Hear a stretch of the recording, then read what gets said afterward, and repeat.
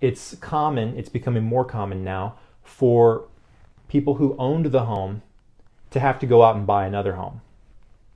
And as the buyer, especially in a multiple offer situation where you're bidding against other buyers, the seller may come back to you and say, hey, we would really like to work with you, but we want this particular closing date and we need 2 weeks to move out. We need 2 weeks after closing to move out. We need 2 weeks after closing to move all of our stuff into our new home.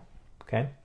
We call it a rent back. You're essentially buying the home and then turning the previous owner into your tenant for a certain amount of time.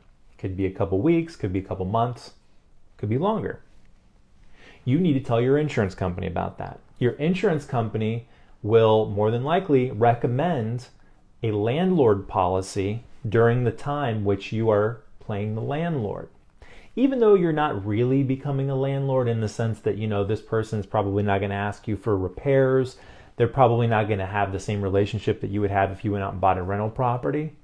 You need to let your insurance company know. If you don't, and if you are insured under the wrong insurance policy, again, you may not be covered in the event that they damage something.